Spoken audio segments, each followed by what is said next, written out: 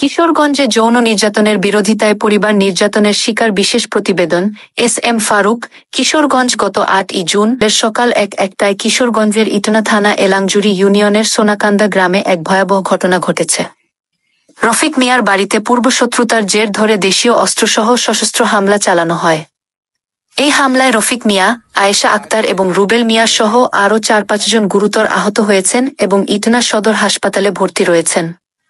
হামলাকারীদের মধ্যে শাহিন মিয়া, আরিফ মিয়া, ফারুক মিয়া, জিয়াউর রহমান, ফুল মিয়া, মুক্তার মিয়া এবং খলিমুদ্দিন সহ আরও ৪-৫ জন অজ্ঞাতনামা ব্যক্তি অন্তর্ভুক্ত রয়েছে বলে জানা গেছে। রফিক মিয়া ইতোমধ্যে এই ঘটনার সংক্রান্তে ইটনা থানায় একটি অভিযোগ দায়ের করেছেন।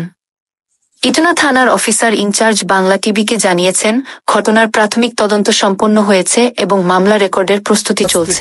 জখম করে পাঠিয়েছে এবং আরেকটি ছেলের হাতে রামদায়ের কূপ দিয়েছে। তার মা কান্নাকাটি করতেছে, বোন কান্নাকাটি করতেছে। আমি কিশোরগঞ্জ জেলা থেকে আসলাম এবং মাকেও মনে করুন যে তারা আঘাত করেছে। দেখেন, আপনার নামটা কি? আয়েশা বানুর। দেখেন, ডাইন হাতে বাম হাতে পোলা জখম করেছে। সেই অসহায় ফ্যামিলিটির প্রতি